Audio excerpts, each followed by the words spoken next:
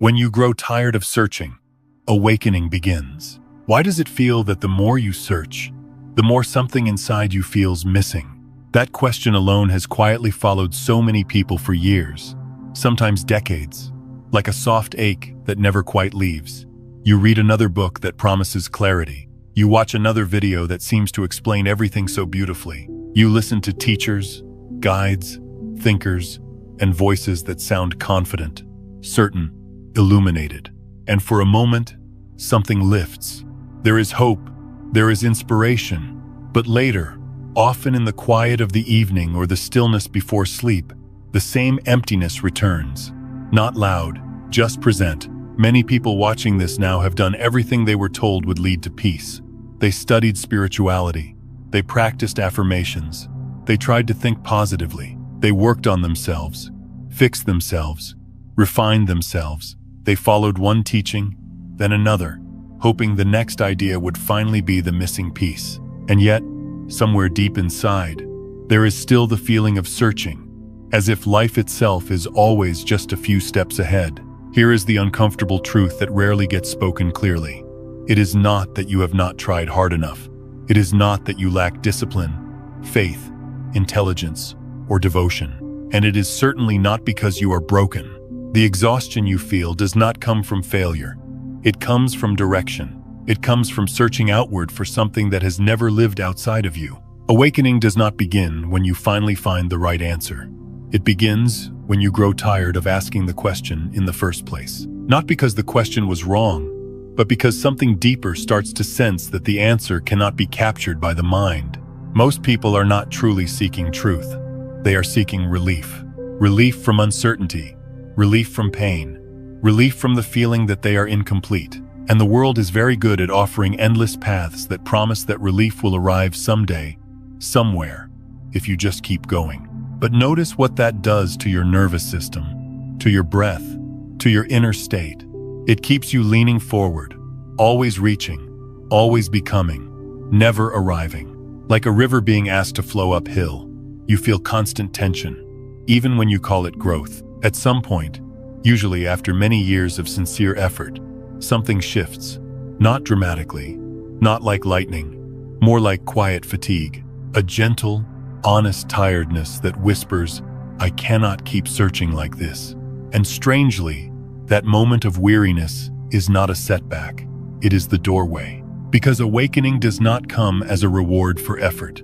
It arrives as a result of stopping the struggle. There is a profound paradox here that the mind does not like. The very act of searching assumes lack.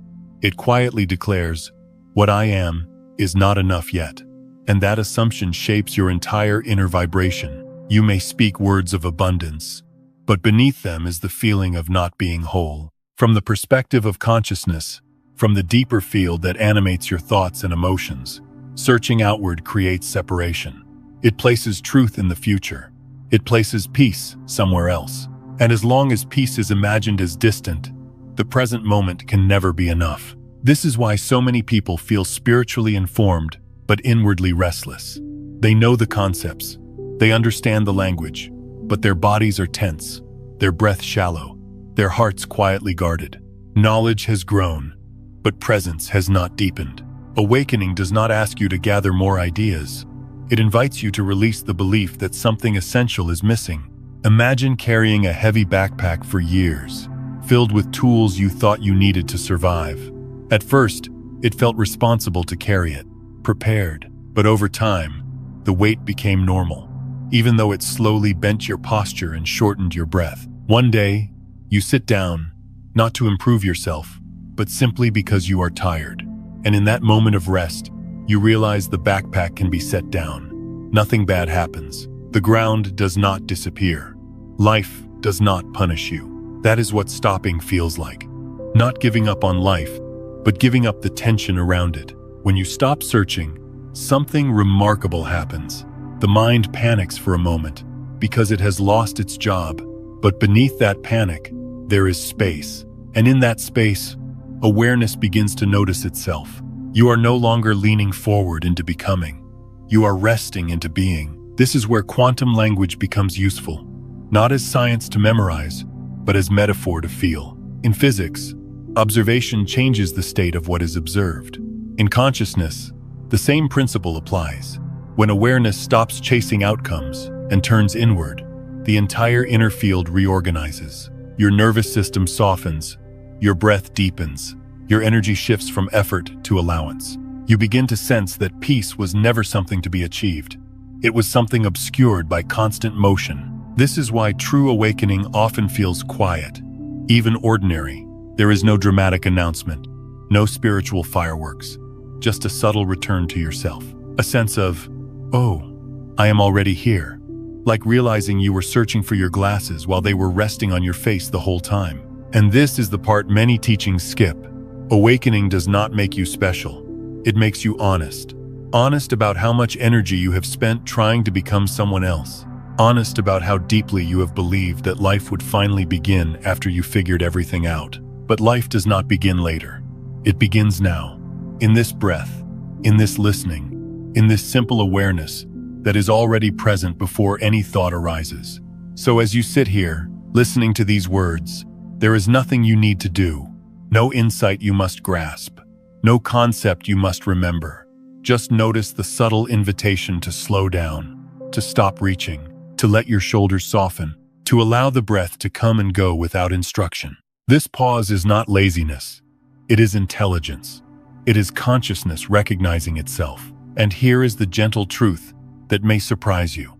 The moment you stop searching outside, you do not become empty. You become available. Available to clarity.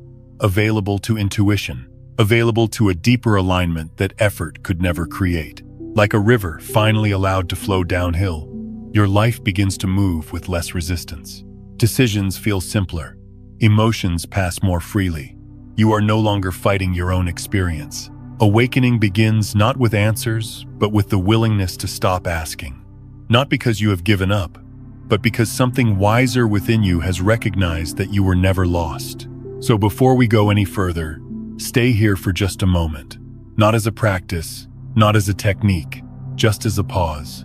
Let this be a small resting place, a reminder that nothing is required right now. In this stopping, something ancient and familiar begins to awaken. And it has been waiting patiently, not at the end of your search, but at the moment you finally allowed yourself to rest. 1. You realize there is no one you need to become, nothing you need to achieve. There comes a moment, often quietly and without ceremony, when something deep inside you begins to loosen its grip, and you start to sense a truth that once felt almost offensive to the mind. There is no final version of you waiting somewhere in the future. And there is no hidden destination that will suddenly make everything feel complete. This realization does not arrive as excitement or triumph. It arrives as relief, a soft exhale you did not know you had been holding for most of your life. Nearly every journey of searching begins with a subtle assumption that is rarely questioned. The assumption is simple and painful at the same time. I am not enough yet. From that belief, everything else unfolds. You read because you believe knowledge will complete you. You improve because you believe there is a better version of you that has not arrived yet. You strive because you believe peace is conditional. And none of this makes you weak or foolish. It makes you human, living inside a culture that quietly teaches becoming instead of being. The ego, the psychological sense of self, survives by comparison. It measures constantly. It looks at others and asks whether it is ahead or behind, better or worse, more awakened or less evolved. It lives almost entirely in the future, imagining a moment when it will finally arrive and relax. But notice how that moment never truly comes. As soon as one goal is reached, another quietly replaces it. As soon as one identity is achieved, a more refined one appears on the horizon. This is not because you are doing something wrong. It is because the ego is not designed to finish. It is designed to seek. Awakening begins when you see this clearly. Not as a concept, but as lived experience. You begin to notice that the version of you that is always trying to improve is also the version that is always dissatisfied. You begin to see that the constant effort to become someone else is what keeps you feeling incomplete. And this is where something radical happens. Not dramatic, not loud, but deeply transformative. You stop trying to add something to yourself. You begin to understand that awakening does not come from accumulation. It comes from subtraction. It is not about acquiring new identities, higher vibrations, or better personalities. It is about gently removing the layers of conditioning that told you who you were supposed to be in the first place. Think of a sculpture buried inside a block of stone. The artist does not add the figure. The artist removes what is not the figure. In the same way, consciousness does not need to be built. It needs to be revealed. And what obscures it is not darkness, but effort. When you stop chasing an ideal image of yourself, something unexpected happens. The nervous system begins to soften. The constant self-monitoring relaxes. You are no longer watching yourself from the outside, asking whether you are doing life correctly. Instead, you begin to inhabit your own experience again. You feel your breath. You notice your emotions without immediately trying to fix them. You allow moments to be incomplete without rushing to resolve them. This is when a quiet sense of fullness begins to emerge, not because life suddenly gives you more, but because you stop demanding that it be different. The feeling of enoughness does not come from achievement. It comes from presence. It comes from realizing that the one who was searching was already standing on the ground they were trying to reach. Like someone endlessly rearranging furniture in a house they never actually sit down in, you finally allow yourself to rest where you are. Peace begins to appear, not as a constant state of happiness, but as a deeper friendliness toward your own existence. You are no longer at war with who you are. You are no longer negotiating your worth. You are no longer postponing acceptance until some future version of yourself arrives. This does not mean you stop living, growing, or responding to life. It means growth becomes organic rather than forced. It means change happens as a natural movement, like a river flowing downhill, rather than a struggle to push water upstream. When you are no longer trying to become someone, you discover the simplicity of being someone. And that someone is not an idea. It is a living presence that feels, responds, loves, and learns without needing to justify its existence. Many people fear this realization because they believe that without striving, life will become stagnant. But the opposite is true. When effort drops away, intelligence takes over. When control loosens, clarity emerges. When the mind stops managing every step, a deeper order begins to reveal itself. This is where the language of energy and vibration becomes experiential rather than theoretical. When you are no longer vibrating with lack, with comparison, with constant self-correction, your entire inner field changes. You are no longer broadcasting the frequency of not enough. You are resting in the frequency of presence. And life responds differently to presence than it does to effort. Opportunities feel less forced. Relationships feel less transactional. Decisions feel less heavy. Not because you have figured everything out, but because you are no longer asking life to prove your worth to you. The peace that emerges here is subtle but steady. It does not depend on circumstances aligning perfectly. It does not disappear the moment something goes wrong. It is rooted in the understanding that nothing essential is missing, that even confusion is allowed, that even uncertainty has space. You realize that calm does not come from having more control, but from releasing the need to control. That rest is not earned, but permitted. That wholeness is not constructed, but recognized. And perhaps the most healing part of this realization is the compassion it brings toward your past. You no longer judge yourself for all the years spent searching. You see that every book, every teacher, every attempt to improve was part of the journey that led you here. Nothing was wasted. Nothing was wrong. You simply had to walk far enough to realize you never left home. When you truly see that there is no one you need to become, the constant pressure lifts. Life no longer feels like an exam you must pass. It becomes a conversation you are allowed to participate in. You show up more honestly. You listen more deeply. You respond more gently. And in this gentleness, something profound unfolds. The sense of peace you were chasing begins to arise naturally, not as excitement, but as steadiness, not as certainty, but as trust, not as perfection, but as acceptance. You begin to understand, not intellectually but viscerally, that peace does not come because you finally got something right. It comes because you stopped believing that something was wrong. This is not the end of the journey.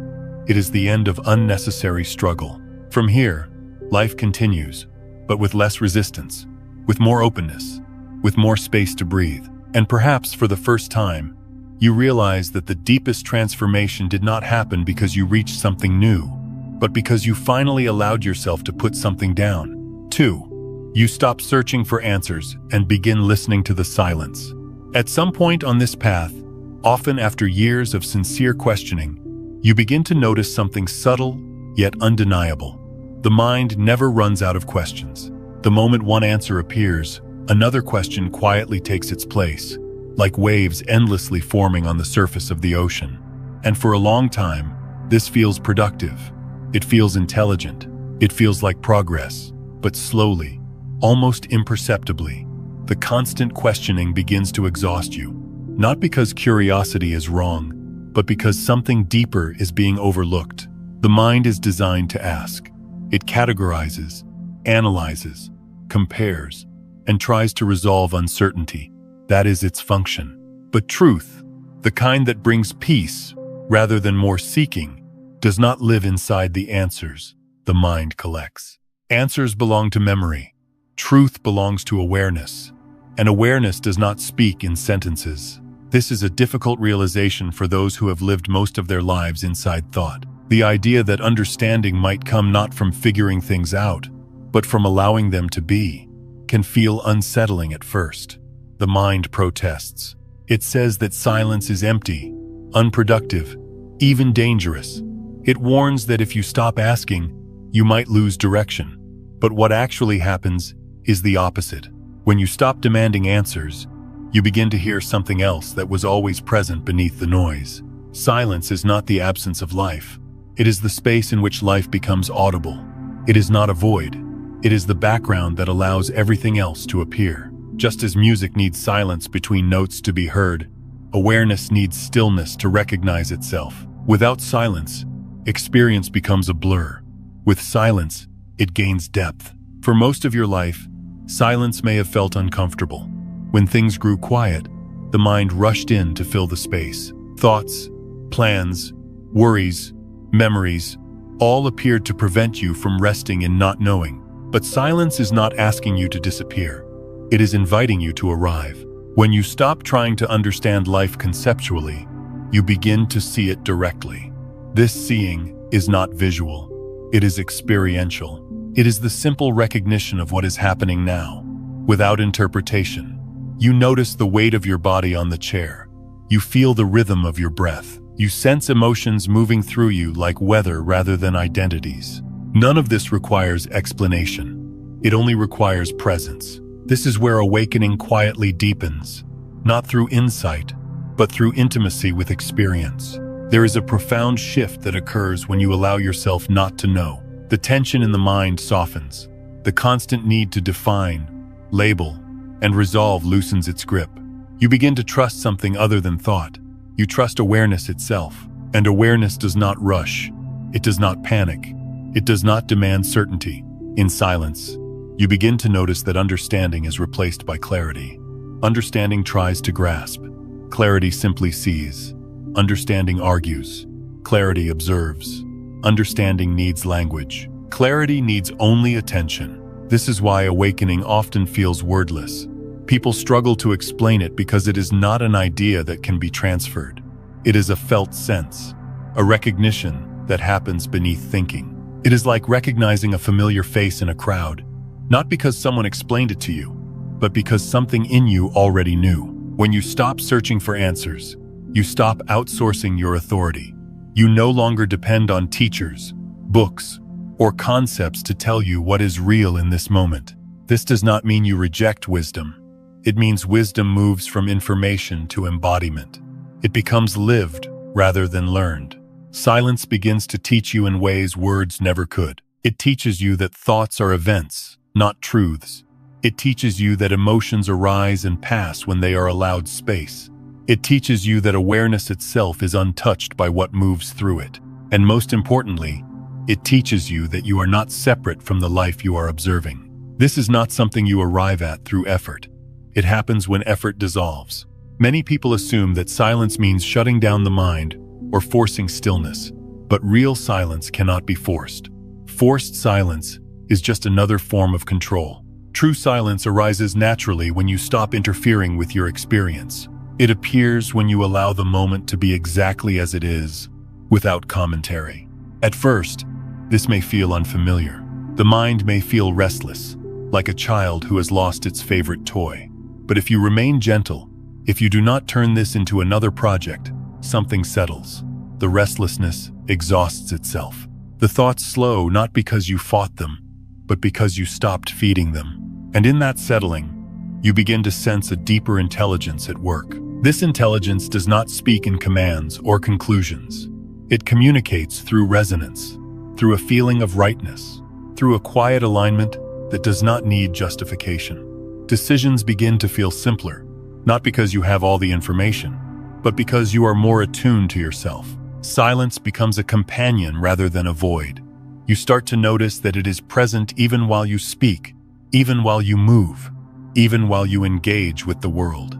It is the steady background that does not come and go, and resting in it does not make you passive.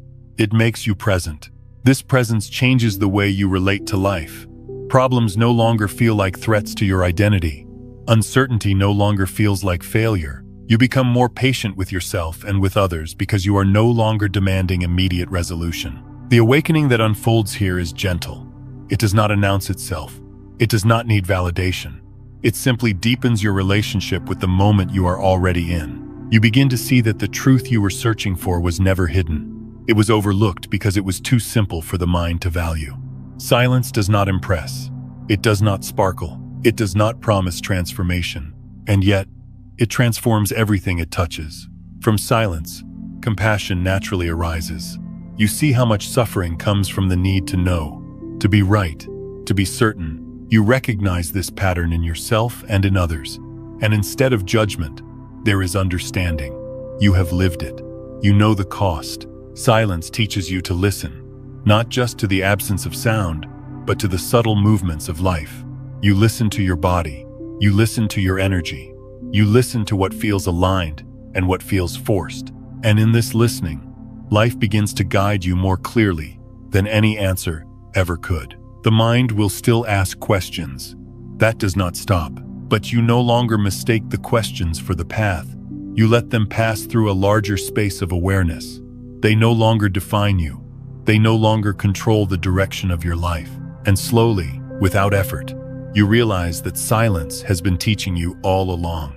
Not by telling you what to do, but by showing you who you are when you stop trying to figure everything out. This is the kind of knowing that does not fade, because it was never acquired. It was remembered.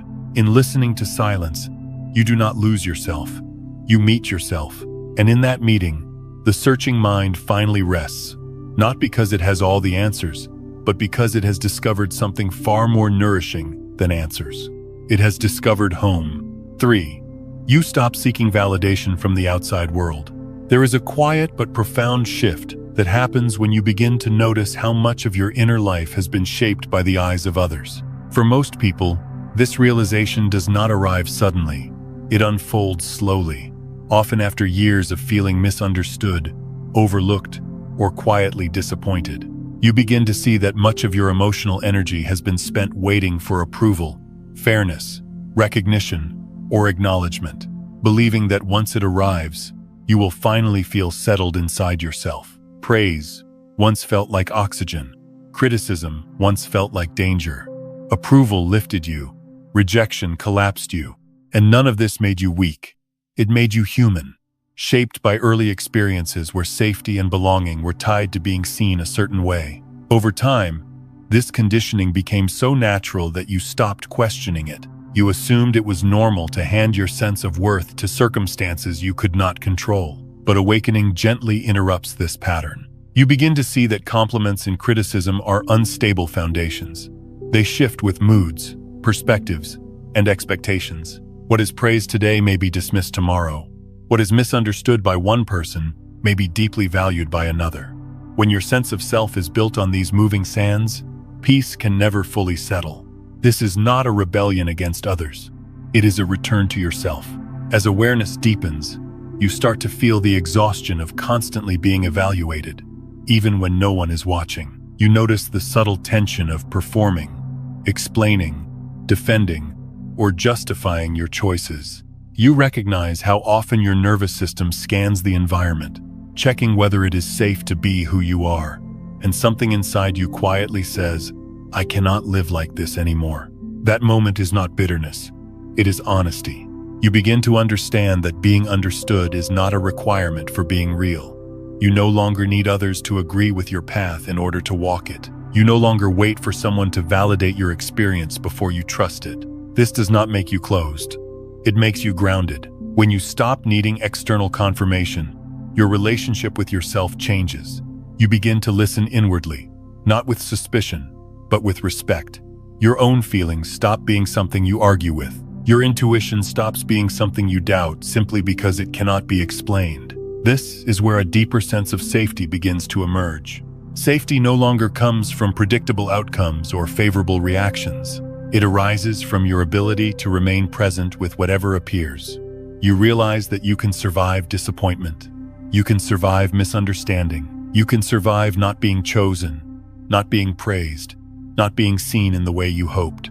And in realizing this, you stop living in quiet fear. You stand more firmly, not because life becomes easier, but because you are no longer outsourcing your stability. There is a subtle dignity that grows here. You stop placing yourself in the hands of others, waiting for them to decide your value. You stop bargaining with the world for permission to exist as you are. This does not make you indifferent. It makes you self-anchored. From this place, interactions change. You listen without needing agreement. You speak without needing applause. You give without needing acknowledgement. And when appreciation comes, you receive it with gratitude rather than dependence. When criticism appears, you consider it without letting it define you. This is the beginning of inner freedom. Inner freedom does not mean you no longer care. It means you care without attachment. You allow others to have their perceptions without collapsing into them. You allow life to unfold without insisting it validate your worth at every step. This freedom is deeply healing because it dissolves a lifetime of subtle self-abandonment. No longer do you leave yourself behind to belong. No longer do you silence your truth to maintain approval. No longer do you compromise your inner clarity to avoid discomfort. You begin to feel what it means to be at home in yourself. This home is not perfect. It is honest. You still feel emotions. You still experience uncertainty, but there is a new steadiness beneath it all. A sense that no matter what happens externally, you remain intact. From an energetic perspective, this shift is profound. When you are no longer vibrating with the need for validation, your presence changes. You are no longer asking the world to complete you. You are meeting it as you are. And this creates a different quality of connection, one rooted in authenticity rather than transaction. People may respond differently to you now. Some may feel less needed.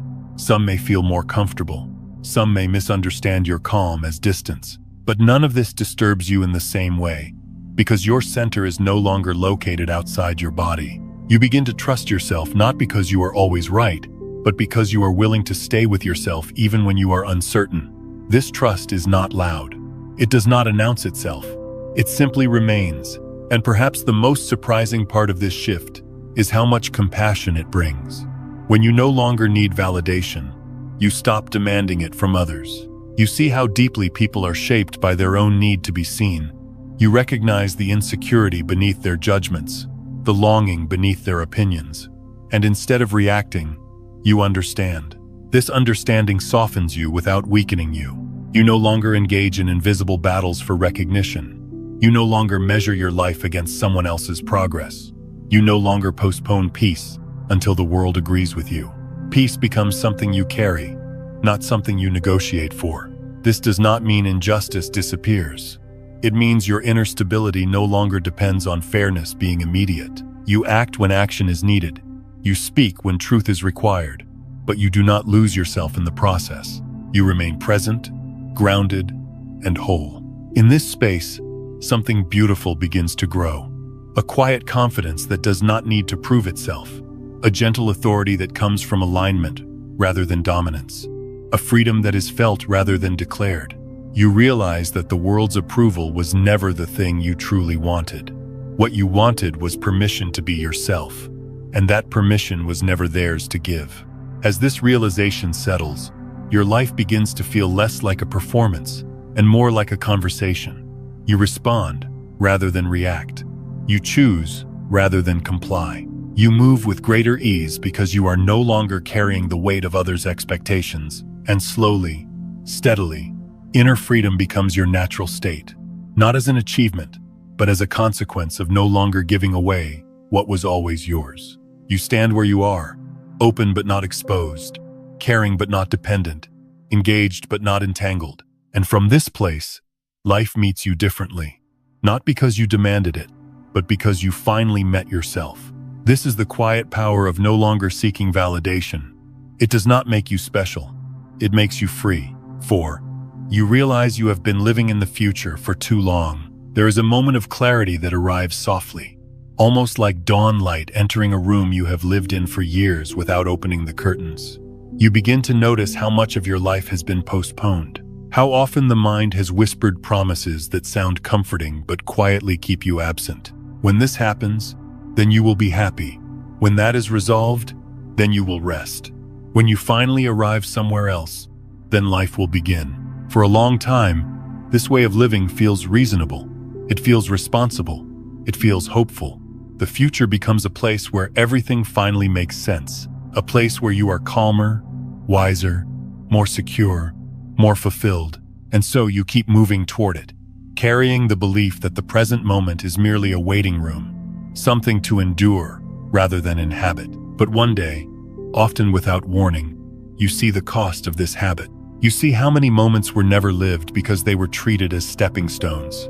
You see how often your body was here while your attention was somewhere else.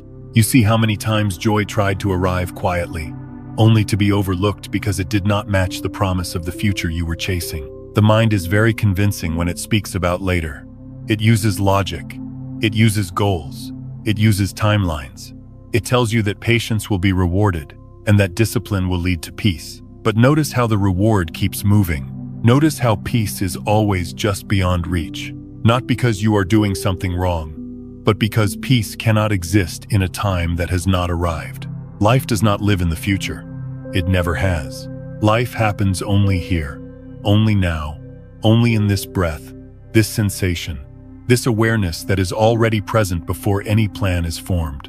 And yet, most people spend years mentally rehearsing a life that is not happening while missing the one that is.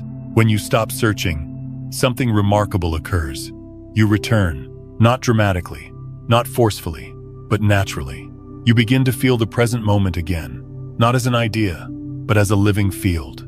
You notice the texture of experience, the way sounds arrive and leave, the way emotions move through you without needing to be solved, the way your breath carries its own rhythm without instruction. This return is not something you do. It is something that happens when effort relaxes. The present moment does not need improvement. It does not need to be fixed or enhanced to be worthy of your attention. It only needs to be recognized. And recognition is gentle. It does not demand concentration. It simply notices what is already here. This is where many people misunderstand presence.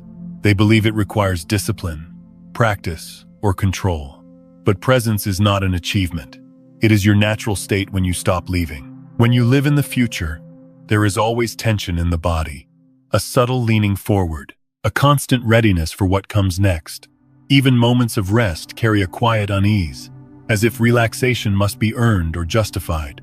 But when you settle into the present, the body begins to trust. The nervous system senses that it is safe to soften.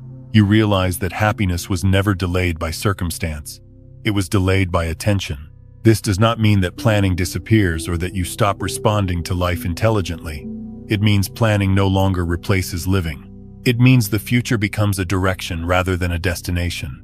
You move when movement is needed, but you are no longer mentally absent while doing so. There is a deep humility in this realization. You see how often the promise of becoming kept you from being, how the identity you were waiting to grow into distracted you from the life you were already living. And instead of judgment, there is tenderness. You understand why you did it. You understand how the world trained you to value outcomes over experience. As awareness settles into the present, something shifts energetically. The vibration of lack dissolves because the present moment does not contain lack. Lack exists only in comparison, only in imagination, only in stories about what should be different. The now is always complete, because it is what is. This completeness does not mean it is always comfortable. It means it is honest. Sadness can exist here. Uncertainty can exist here. Even pain can exist here. But none of these require escape. They require presence. When you stop living in the future, you stop negotiating with life.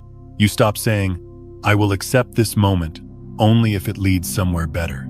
You accept it because it is where you are. And paradoxically, this acceptance creates movement that force never could. You begin to see that transformation happens now or not at all. That healing occurs in contact with what is present, not in fantasies of resolution. That growth unfolds through attention, not anticipation. The present moment becomes a teacher, not because it has lessons prepared, but because it shows you reality without distortion. It shows you where you are gripping, where you are resisting, where you are still bargaining with time. And in seeing this, without condemnation, those patterns begin to loosen. There is a quiet joy that arises here. Not excitement, but aliveness. The simple satisfaction of being here, of not needing this moment to become something else before it can be lived. This joy is subtle but resilient. It does not depend on circumstances aligning perfectly. It comes from intimacy with experience. You begin to feel life again in small ways. The warmth of sunlight, the weight of your body resting, the sound of your own breath. None of these promise a better future, and yet they are enough. This is where the illusion of later begins to dissolve. You see that the future was never a place you were meant to live. It was a concept meant to guide action, not replace presence. When it replaces presence, it becomes a thief, quietly stealing the only life you ever have. As you return to now, your relationship with time changes. You are no longer rushing through moments to arrive somewhere else. You are no longer counting days until life starts. Life is already happening, and you are finally here for it. This does not make you passive. It makes you responsive. You respond to what is needed now, rather than reacting to fears about what might happen later. Your actions become simpler, more precise, more aligned. You trust the present because it is real. You stop trusting imagined futures because you see how often they distracted you from reality.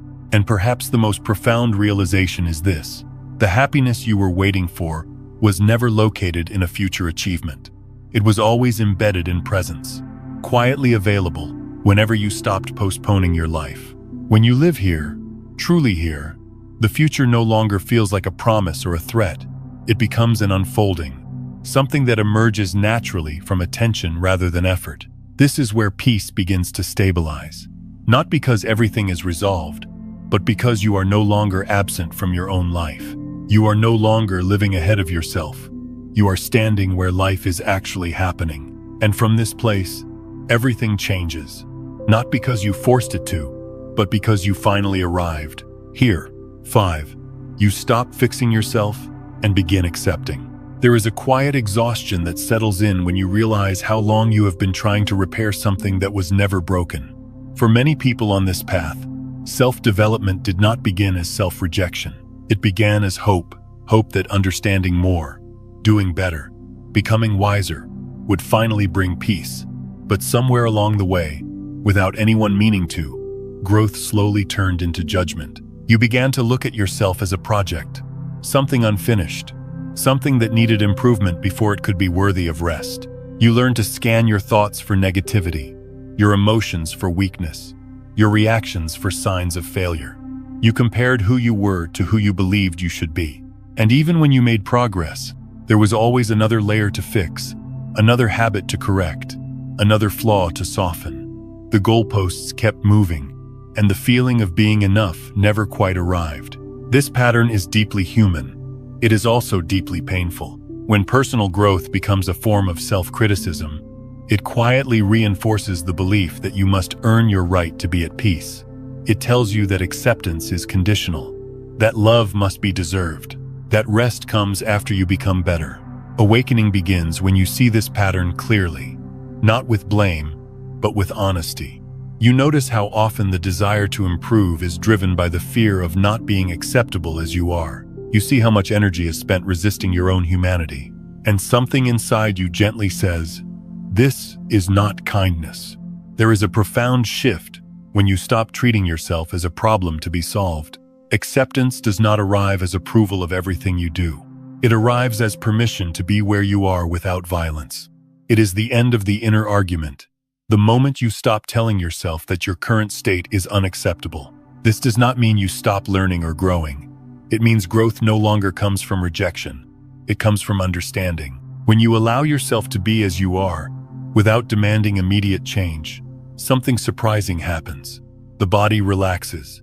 The breath deepens. The nervous system no longer feels under attack. You stop bracing against yourself. And in that softening, real transformation becomes possible. Effort-based change is rigid. It is fueled by tension. It often creates temporary results that require constant maintenance. But change that arises from acceptance is organic. It happens naturally, like a wound healing when it is no longer irritated. Many people fear acceptance because they believe it will make them passive. They imagine that if they stop pushing themselves, they will stagnate. But this fear misunderstands the nature of acceptance. Acceptance is not resignation. It is clarity. When you accept yourself, you see yourself clearly, without distortion, without exaggeration, without shame. From that clarity, intelligent action can emerge. Not forced, not frantic, simply appropriate. Think of how you would treat a close friend who is struggling. You would not shout at them to do better. You would not withhold compassion until they fixed themselves. You would listen. You would understand. You would support them from where they are. And paradoxically, that support would help them change more than criticism ever could. Awakening invites you to offer yourself the same grace. When you stop fixing yourself, you stop splitting into an observer and a problem. You become whole again. You inhabit your experience rather than judging it from above. Emotions are allowed to move. Thoughts are allowed to come and go. Nothing is immediately labeled as wrong. This is where lightness begins to appear. Not the lightness of constant happiness, but the lightness of no longer carrying the weight of self-judgment. You begin to feel less tense inside your own life, less defended, less exhausted. You stop fighting your own experience. From this gentleness, change arises quietly. Habits shift because they are understood, not because they are attacked. Patterns soften because they are seen clearly, not because they are suppressed. Growth becomes a natural response to awareness, rather than a forced correction. This is the paradox of awakening. The more you allow yourself to be as you are, the more fluid and alive you become. Acceptance creates space, and in space, intelligence moves. You begin to trust this process, not because it guarantees comfort, but because it feels honest. You no longer need to pretend you are healed to deserve peace. You no longer postpone rest until perfection arrives. You allow yourself to live now, exactly as you are. This does not make life shallow. It makes it real. You still feel pain. You still encounter challenges, but you meet them without the added suffering of self-rejection. You stop asking why you are like this, and start asking what this moment needs. Sometimes it needs rest. Sometimes it needs honesty. Sometimes it needs action. And because you are no longer at war with yourself, you can respond accurately. From an energetic perspective, this shift is powerful. When you stop broadcasting resistance toward yourself, your inner field changes. The vibration of struggle dissolves. The frequency of allowance takes its place, and life responds differently to allowance than it does to control. You become easier to be with, not just for others, but for yourself. There is a deep humility in this stage. You see how much of your striving was driven by fear, and instead of judging that fear, you understand it. You see how it tried to protect you. You thank it, and you let it rest. This is not spiritual bypassing. It is integration. You allow the parts of you that were once pushed away to come back home. The uncertainty, the doubt, the tenderness, the not knowing, all of it is welcomed. And in being welcomed, it no longer needs to fight for attention. You stop fixing because you realize there is nothing fundamentally wrong. This realization does not inflate the ego. It dissolves it. You are no longer trying to become superior. You are simply being present. You stop chasing an ideal self and begin inhabiting your real one. And something beautiful unfolds from here. Life feels less heavy. Decisions feel less charged. You are no longer trying to live up to an image. You are responding to reality. This is where natural transformation takes root, not as a dramatic breakthrough, but as a steady unfolding. You change because you are listening. You evolve because you are present. You grow because you are kind to yourself. Acceptance does not mean you stay the same forever. It means you stop forcing yourself to change out of fear. From this place, growth feels like curiosity rather than obligation. Learning feels like exploration rather than correction. Life becomes a relationship rather than a project. You begin to trust that who you are, right now, is enough to begin, enough to live, enough to love, enough to be at peace. And perhaps the deepest healing comes from this simple truth. You were never meant to fix yourself. You were meant to remember yourself. When you stop trying to become better, you become more real. When you stop judging yourself, you begin to understand yourself. And from understanding, change flows naturally, without violence, without pressure, without effort. This is not the end of growth. It is the beginning of wisdom. From here, life continues to shape you, not through force, but through presence.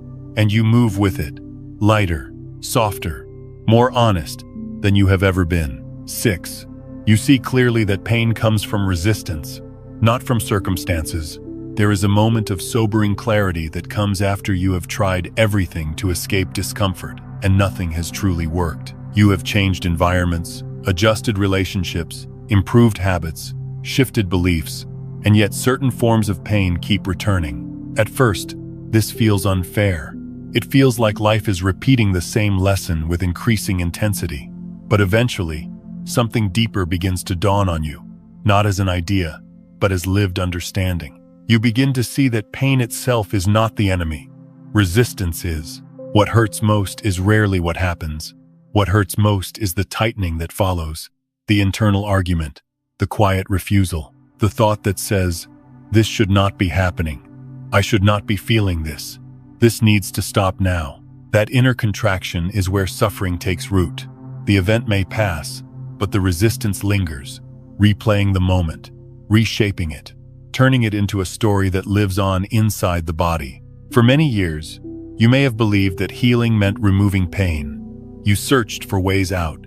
You tried to transcend emotions, reframe experiences, or rise above what felt heavy. And while some of these approaches brought temporary relief, they often carried an unintended message: that pain was a mistake, that discomfort meant failure, that certain feelings were not allowed to exist.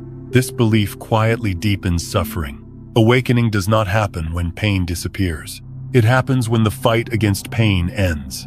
When you stop looking for an escape, you begin to listen, not intellectually, but somatically. You feel where resistance lives in the body, the tight chest, the clenched jaw, the shallow breath.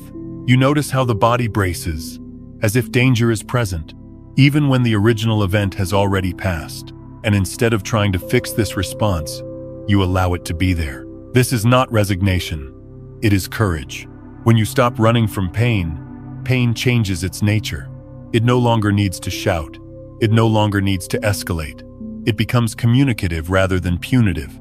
It begins to function as information rather than punishment. Pain, when allowed, becomes a message. It tells you where you are holding on. It reveals where expectations are colliding with reality. It shows you where old identities are still trying to survive in conditions that no longer support them. Pain is not here to harm you. It is here to point. But it can only do this when you stop treating it as an enemy. Many people have never been taught how to feel without resisting. From an early age, discomfort was labeled as something to overcome quickly. Crying was interrupted. Anger was corrected. Fear was dismissed. And so the body learned that certain experiences were unsafe to feel. Resistance became automatic, not because it was wise, but because it was learned. Awakening gently reverses this conditioning. You begin to allow emotions to move through you without immediately assigning meaning. Sadness is felt without turning into a story about loss.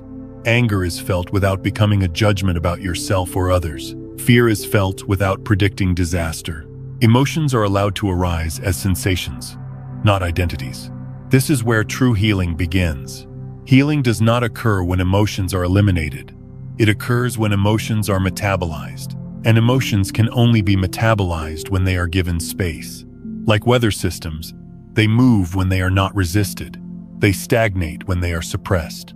When you allow an emotion fully, without commentary, something remarkable happens. The intensity softens. The edges blur. The body releases what it has been holding, not because you forced it to, but because it was finally allowed to complete its movement. This is why resistance creates suffering. It interrupts natural flow. You begin to understand that life is not asking you to like everything that happens. It is asking you to be honest with what is happening. Honesty does not require approval. It requires presence. When you meet pain with presence instead of opposition, it loses its power to define you. It becomes an experience rather than an identity. You stop saying, "I am broken," and start recognizing, "Something is moving through me." This shift is subtle, but it is transformative. You no longer measure your progress by the absence of pain. You measure it by the quality of your relationship to pain. Are you tightening or softening? Are you resisting or allowing? Are you listening or fighting? From this perspective, even difficult experiences become meaningful, not because they are enjoyable, but because they are intelligible. They show you where you are still gripping, where expectations are still rigid, where compassion has not yet reached. And perhaps the most important realization is this: pain does not want to stay. It wants to move. Resistance is what keeps it stuck. When you stop trying to push pain away, you also stop feeding it with fear.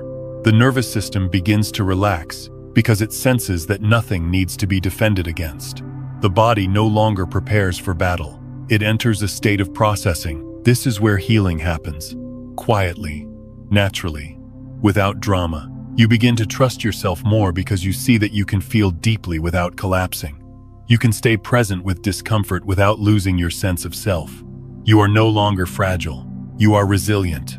Not because pain no longer appears, but because you no longer panic when it does. This trust changes everything. You stop interpreting pain as a sign that something has gone wrong. You see it as part of being alive, part of being human, part of participating fully in experience. And instead of closing your heart, you open it wider. There is a deep compassion that arises here, for yourself and for others. You see how much suffering in the world is amplified by resistance, how people fight their own emotions, how they numb, distract, or project rather than feel. And instead of judging this, you understand it. You have lived it. From this understanding, your presence becomes soothing. You no longer rush to fix others. You allow them space. You listen without trying to resolve. You offer acceptance instead of solutions. And this acceptance often does more than any advice ever could. You also begin to live with less fear of the unknown. When you are no longer afraid of feeling, uncertainty loses its grip. You trust that whatever arises, you can meet it. Not perfectly, but honestly. This is the essence of inner freedom. Freedom is not the absence of pain. It is the absence of resistance to pain. It is the willingness to experience life as it is, without constantly demanding it be different. And in this willingness, life responds differently. Situations still arise, challenges still appear, but they move through you rather than lodging inside you. They leave less residue, less contraction, less story. You are no longer carrying the past forward as tension. You are allowing it to complete itself. This is what it means when healing happens in permission. Permission to feel, permission to be affected, permission to be human without self-punishment. You realize that nothing is wrong with you for feeling pain. Pain is not evidence of failure. It is evidence of sensitivity, of engagement, of being alive. And when you allow pain to be what it is, without turning it into something it is not, it fulfills its role and passes. This does not make you passive. It makes you responsive. You act when action is needed. You rest when rest is needed. You speak when truth is required. But you no longer add the extra layer of resistance that turns experience into suffering. You become softer without becoming weaker, more open without becoming exposed, more grounded because you are no longer fighting reality. And perhaps the deepest peace that emerges here is the understanding that you do not need to protect yourself from life. Life is not happening to you. It is happening through you. When you stop resisting pain, you stop resisting life. And in that surrender, not dramatic, not theatrical, but deeply sincere, something inside you finally relaxes. The war ends, the body exhales, the heart opens. You are no longer trying to escape experience. You are participating in it. This is where true healing lives, not in avoidance, not in control, but in the simple, courageous act of allowing what is to be exactly as it is. From here, pain loses its authority, not because it disappears, but because it is no longer misunderstood. And you move forward, not hardened by what you have felt, but softened, wiser, and more whole than before. 7. You stop searching for the meaning of life and begin living it. There is a quiet release that happens when the question that once haunted you begins to lose its grip. For years, perhaps most of your life, you asked yourself what your purpose was. You searched for a sentence that could explain your existence, a role that would justify your presence here, a direction that would finally make sense of everything you had been through. The question felt important, even noble. It seemed like the responsible thing to ask. And yet, beneath it, there was often a sense of pressure, as if life was an exam and you were afraid of failing it. Over time, this question became heavy. You noticed how often it pulled you away from the moment you were actually living. You would be sitting with someone you loved, but part of your attention was elsewhere, wondering if this was aligned with your purpose. You would be engaged in something simple and human, but the mind would interrupt, asking whether it was meaningful enough. Slowly, life became something to be evaluated rather than experienced. And then, gradually, something shifted, not because you finally found the answer, but because the question itself began to dissolve. You began to see that the need to define your purpose came from the same place as the need to fix yourself or prove your worth. It was rooted in the belief that life had to be explained before it could be lived. That meaning had to be assigned before presence was allowed. But life does not ask to be explained. It asks to be participated in. When you stop searching for meaning, you stop standing outside your own experience. You begin to notice that life is already rich with significance, not because of what it leads to, but because of what it is. The sound of a voice, the feeling of your breath, the weight of your body resting. None of these require interpretation to matter. They are meaningful because they are happening. This is where a deep simplicity enters. You realize that meaning is not something you extract from life. It is something that arises when you are fully present. It does not live in concepts or future plans. It lives in contact, in attention, in intimacy with what is. When you are present, you are no longer asking life to justify itself. You are listening to it. This changes everything. Moments that once felt ordinary begin to feel alive, not extraordinary, but real. You begin to sense the quiet intelligence moving through everyday experiences. You see how life expresses itself through countless small forms, none of which need a grand purpose to be valid. You begin to understand that a meaningful life is not built through explanation. It is revealed through participation. The question of purpose fades, not because it was answered, but because it becomes irrelevant. You are no longer waiting for permission to live. You are living. And in living, the need for explanation falls away. This does not make life shallow. It makes it immediate. When you are no longer obsessed with purpose, you become more responsive to what is actually needed now. You listen more carefully. You act more naturally. You respond to situations not from a script, but from presence. And often, what emerges is more aligned than anything you could have planned. You might find yourself offering kindness without labeling it as your purpose. You might find yourself creating, caring, or serving without needing it to define you. These actions are not performed to fulfill a role. They arise because life is moving through you. This is where you begin to feel that you are not separate from the flow of existence. You are no longer trying to discover your place in the universe. You are expressing it. The idea of becoming someone gives way to the experience of being someone, not an identity, but a living presence. From this perspective, meaning is no longer something you chase. It unfolds naturally as you engage with life sincerely. You stop asking what your life is for and start noticing how life is using you in each moment. This is not something you control. It is something you allow. There is a quiet humility in this stage. You stop trying to make your life important, and in doing so, it becomes deeply meaningful. Not because it fits a narrative, but because it is lived honestly. You realize that no moment is wasted when it is fully lived. Even confusion has meaning when it is experienced without resistance. Even uncertainty carries intelligence when it is met with openness. You stop ranking moments as more or less important. You see that each moment is complete in itself, that life does not need to be special to be sacred. It only needs to be present. As this understanding settles, you feel less pressure to do something extraordinary. You are no longer trying to leave a mark to prove you were here. You are here, and that is enough. This does not make you indifferent to the world. It makes you more engaged. You show up with greater authenticity because you are no longer performing a role. You are responding to life as it unfolds. And this response carries a natural intelligence. You say what needs to be said. You act where action is required. You rest when rest is needed. There is no inner debate about whether this aligns with your purpose. Presence itself is alignment. From this place, life feels less fragmented. You are no longer split between who you are and who you think you should be. You are whole in the moment you are living. This wholeness brings a deep sense of ease, not because everything is clear, but because you are no longer demanding clarity before you allow yourself to be alive. You begin to trust life, not as a concept, but as an experience.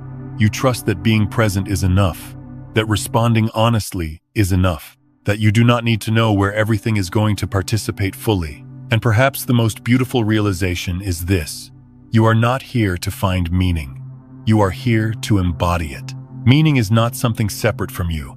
It is what happens when awareness meets experience without resistance. It is the quality of attention you bring to this moment. When you live like this, life stops feeling like a question and starts feeling like a conversation. One you are no longer trying to solve, but one you are finally listening to. You are no longer standing on the sidelines, analyzing existence. You are inside it, breathing with it, moving with it. You become life in motion, not as a role, not as a purpose, but as a presence. And in that presence, meaning does not need to be found. It reveals itself, quietly, in every moment you are truly here. 8. You realize you were never lost, only returning. There is a deep and quiet relief that arrives when you finally see your life without the lens of regret. For a long time, it may have felt as if you took too many wrong turns, wasted precious years, or wandered far from who you were meant to be.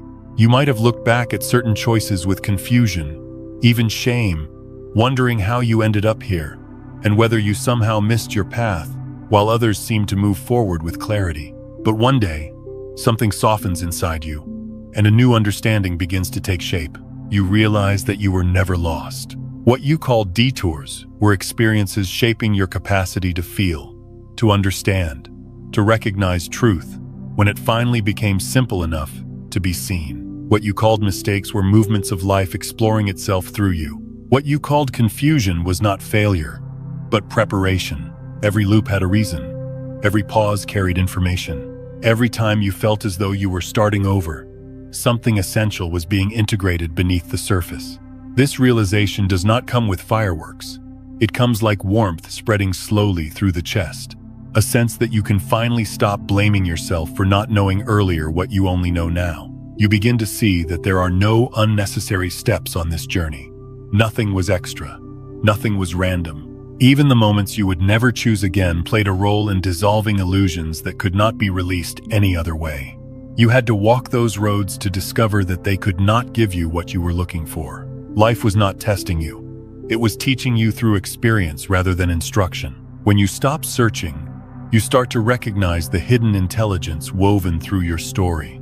You see how each phase, even the painful ones, gently guided you back toward yourself.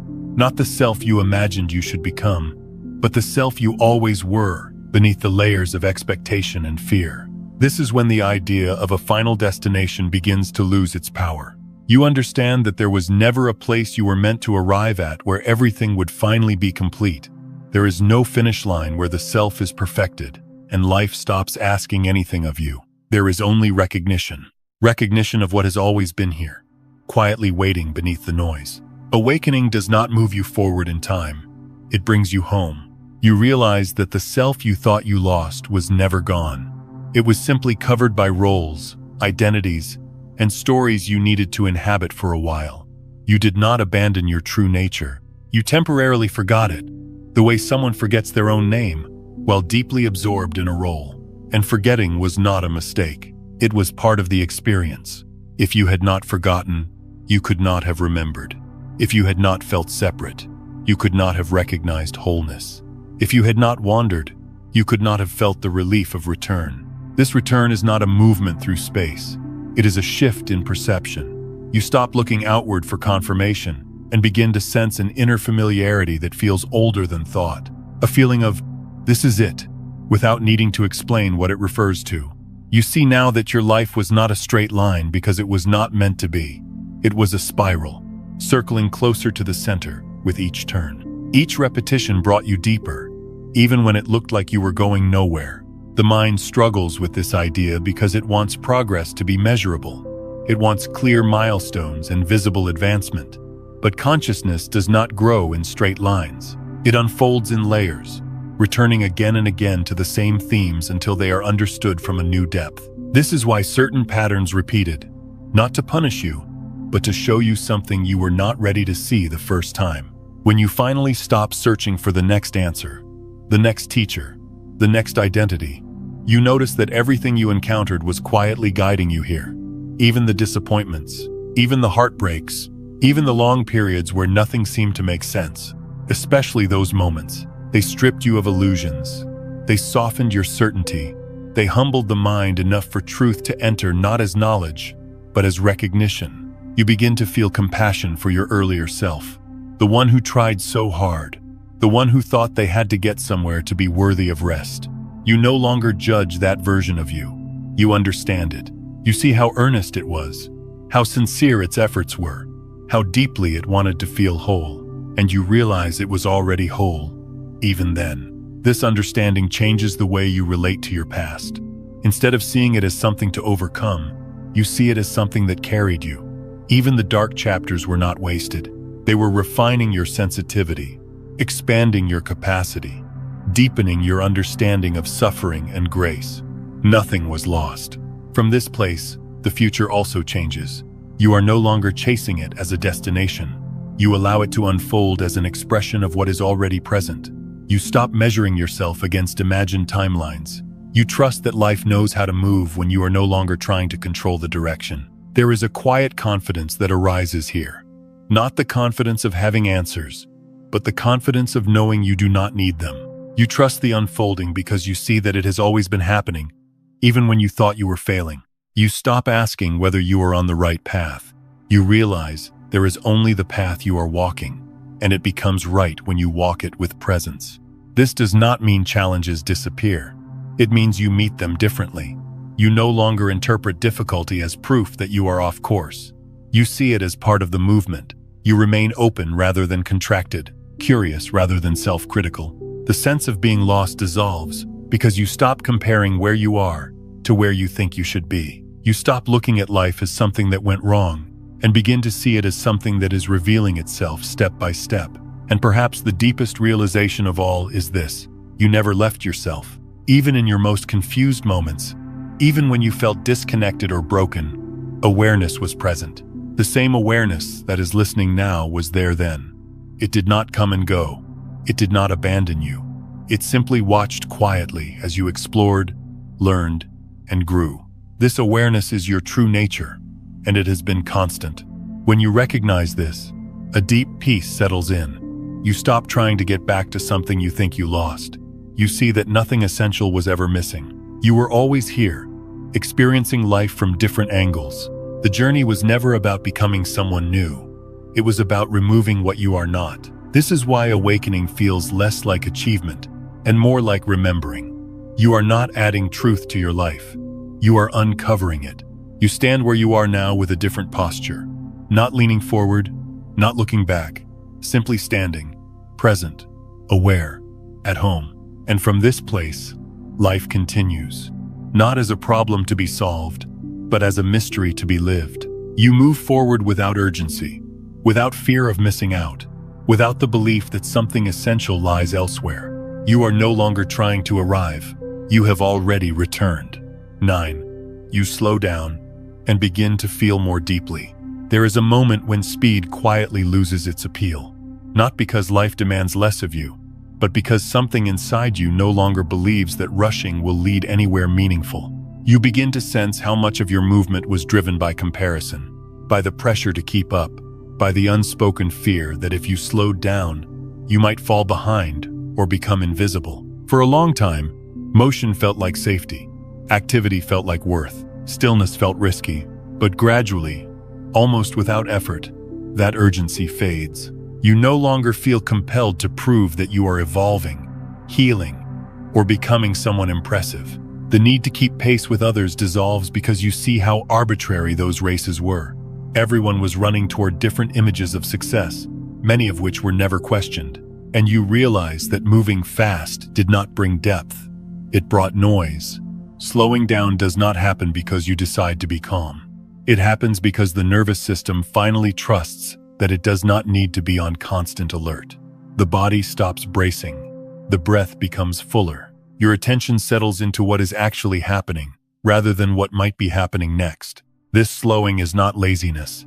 It is attunement. When you move more slowly, you begin to notice how much you missed before. You hear the tone beneath words.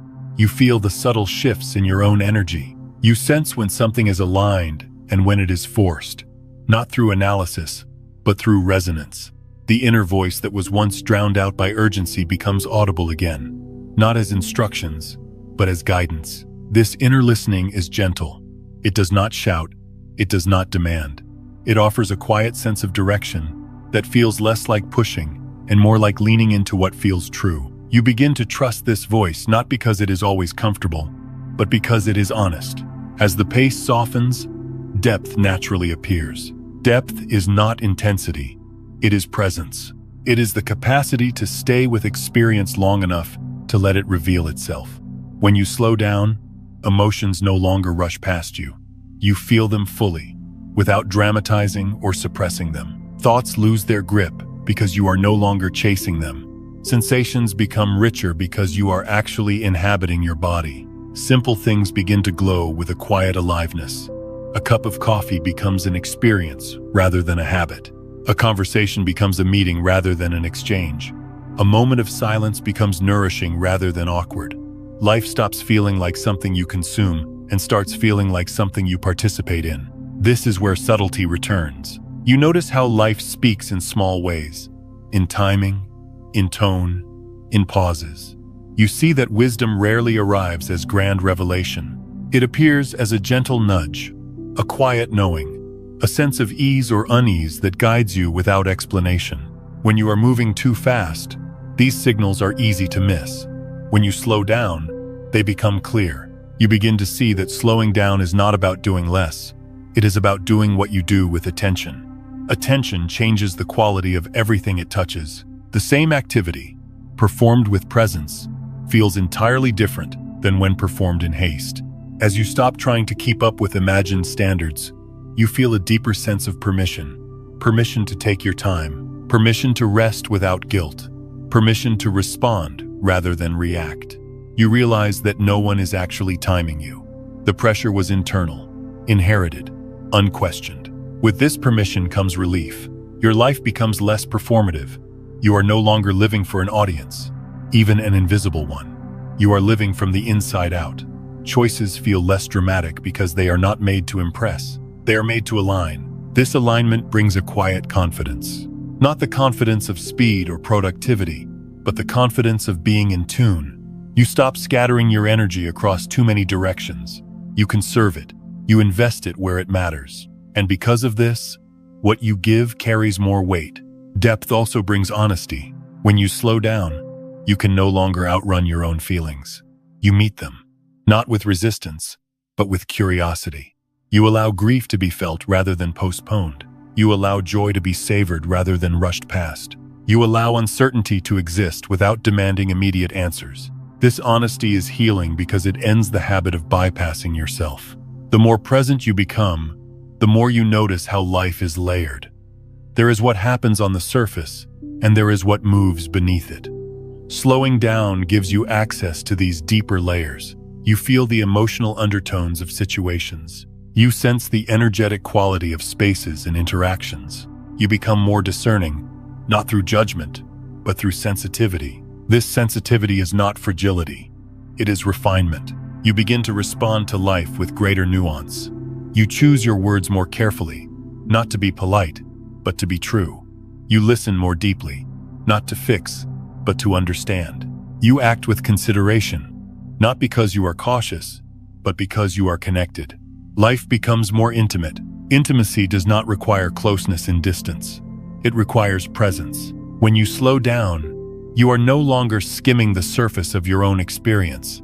You are inhabiting it. You feel your own rhythms. You respect your own limits. You honor the natural cycles of energy and rest. This changes your relationship with time. Time no longer feels like an enemy to manage or outrun. It becomes a container for experience.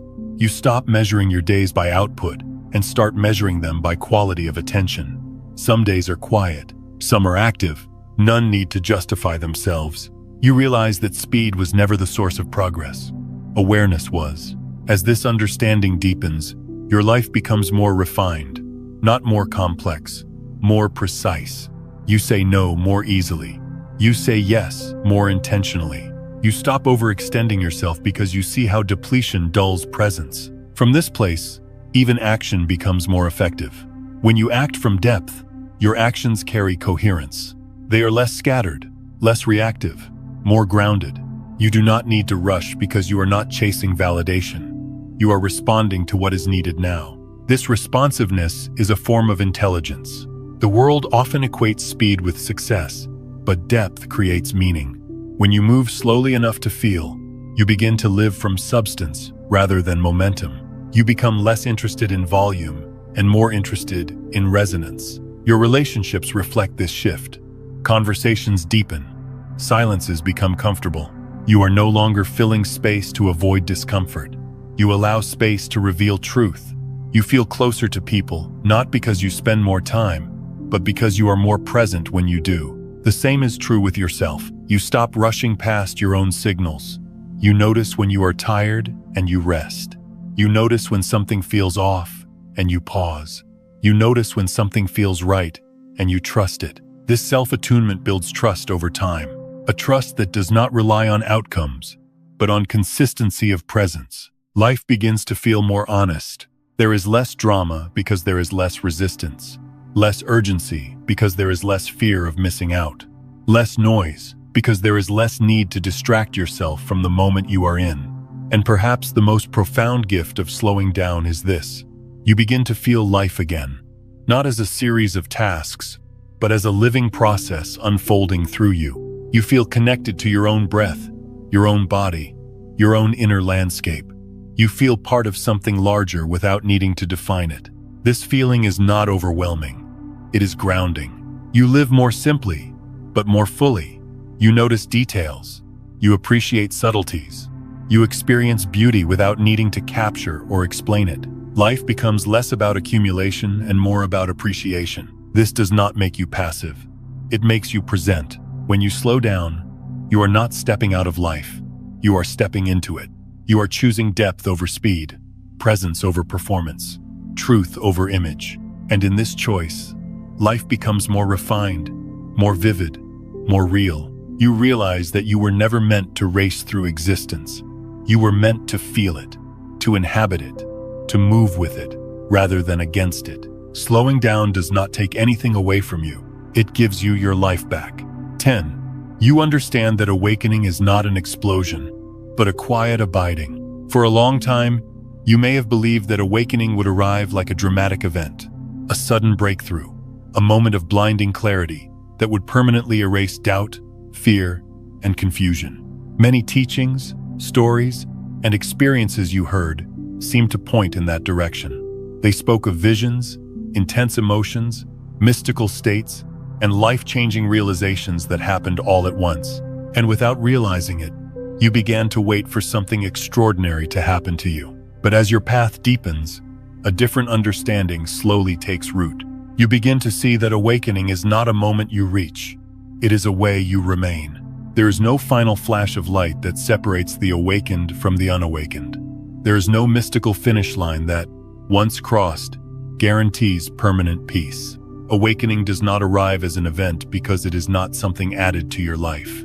It is something that reveals itself when you stop leaving your life. This realization often feels almost disappointing to the mind. The ego wants drama.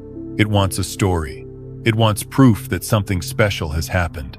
But what awakens is not interested in being impressive. It is interested in being real. You begin to notice that the most profound shifts in your life did not happen during peak experiences.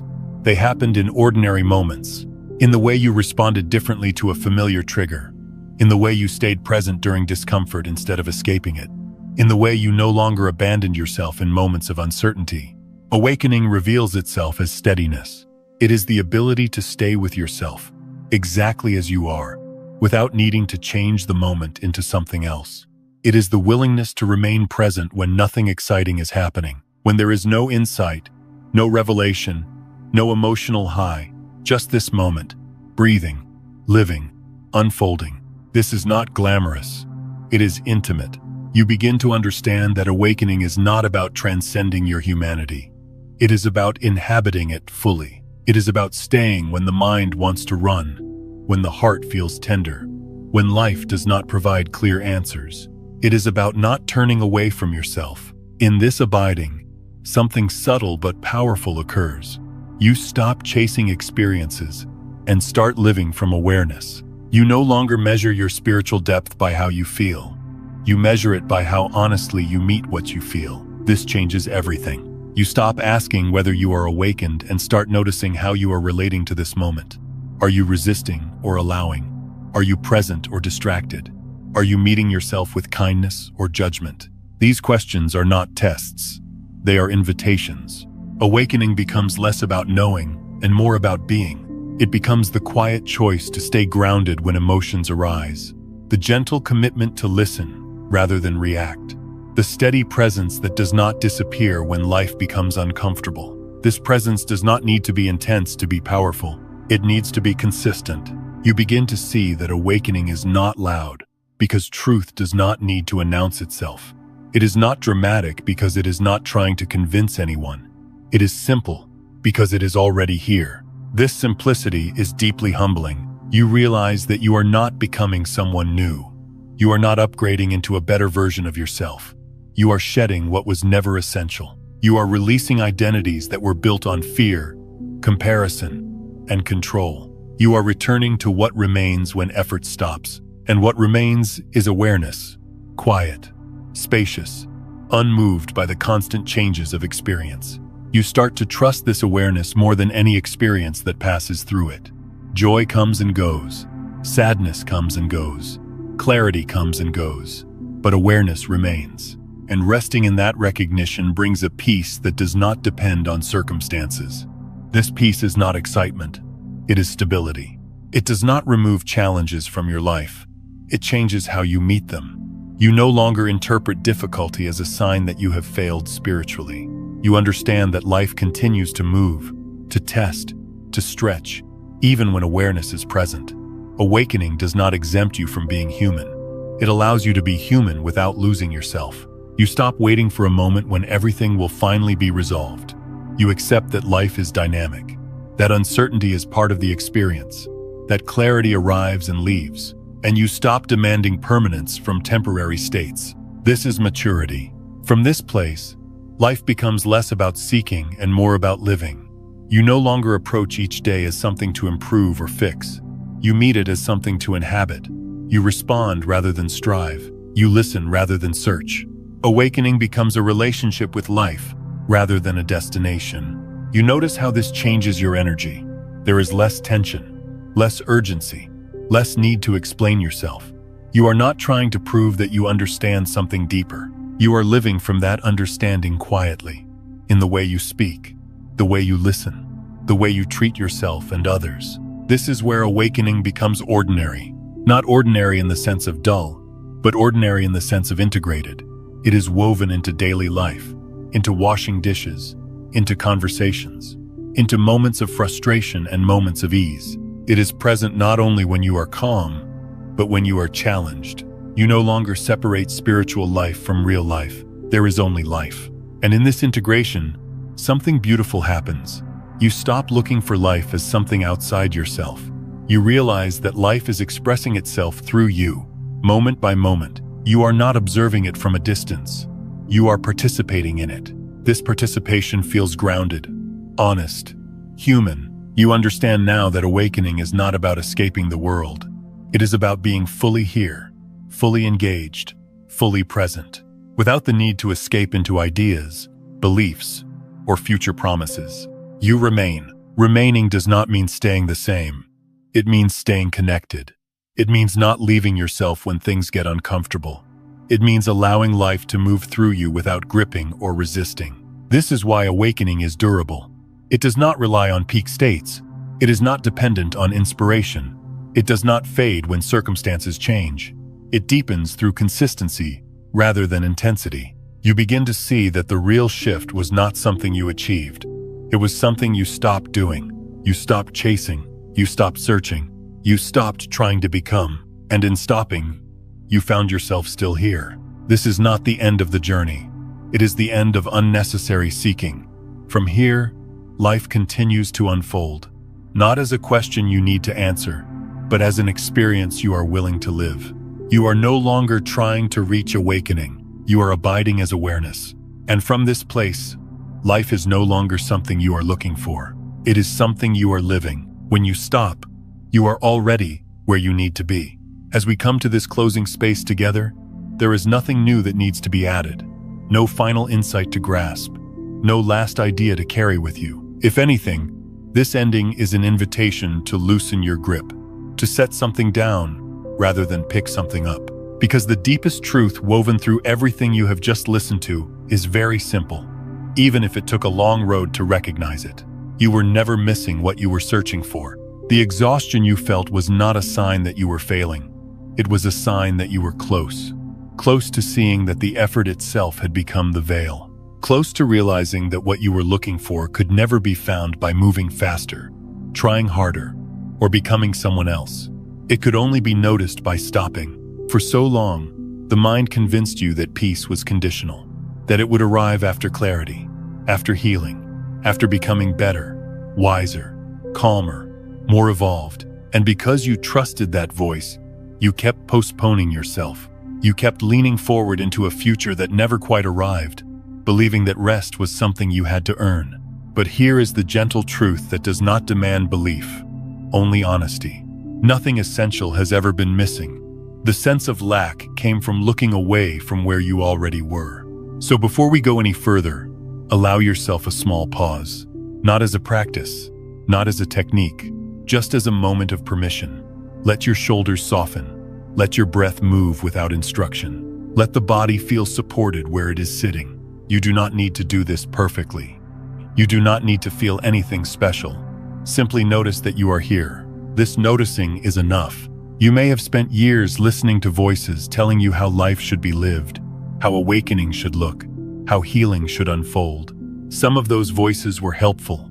Some were sincere. Some were projections of their own journey. But none of them can replace your own direct experience.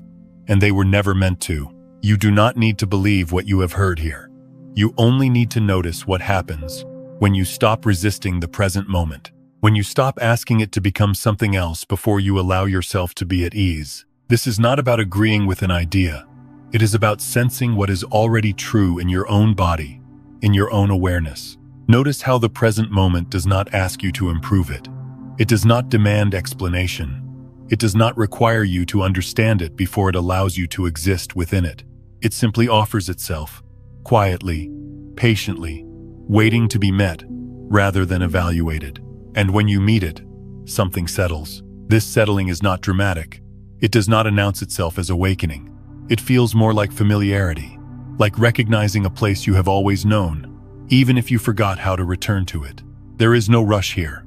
No urgency, no pressure to transform this moment into something meaningful. The meaning is already here, in the simplicity of being. You are not asked to change your life right now. You are not asked to let go of your goals. your responsibilities, or your humanity. You are only invited to notice that beneath all of that, there is a quiet awareness that has never been disturbed by the movement of life. This awareness does not need improvement. It does not need reassurance. It does not need to be fixed or refined. It is already whole. And when you rest here, even briefly, the searching mind begins to relax. Not because it finally found the answer, but because it realized that it does not need to keep asking. This is the moment where trust begins to return. Not blind trust in ideas or teachers, but a simple trust in your own presence. A recognition that you can be here without knowing everything. That you can be alive without having life figured out. That you can rest without having completed the journey. Because the journey was never about reaching a destination. It was about remembering how to be with yourself without violence. When you allow this recognition to settle, you may notice a subtle sense of ease. Not happiness, not excitement, but a gentle okayness. A feeling that nothing is urgently wrong. That even uncertainty has space here. That even confusion is allowed. This allowance is not weakness. It is wisdom. From this place, life does not need to be forced. Decisions do not need to be rushed. Growth does not need to be manufactured. You respond when response is needed. You rest when rest is needed. You speak when truth wants to move through you. And you remain silent when silence feels more honest. This is what it means to live from awareness rather than from seeking. You stop treating life as a problem to be solved and begin experiencing it as a relationship. A living conversation that unfolds moment by moment, asking only for your presence, not your perfection. As you continue forward from here, nothing needs to be carried. You do not need to remember these words. You do not need to replay them. If anything was true for you, it will show itself again in your own experience, in your own way, at the pace that feels natural. And if nothing stood out, that is also okay. Awakening does not require recognition. It is not waiting for acknowledgement. It is simply here, quietly available, whenever you stop trying to get somewhere else. So let this ending be what it truly is. Not a conclusion, but a resting place. A reminder that you do not need to arrive anywhere to begin living. You are already here, and here is enough. There is no next step required in this moment. No action demanded. No insight to apply. Just this simple permission to be as you are, where you are, without asking the moment to justify itself. When you stop, you do not fall behind. You arrive. You arrive not at a destination, but at yourself. And from this arrival, life continues. Not as something you are searching for, but as something you are finally allowing yourself to live. Quietly, gently, honestly, right here,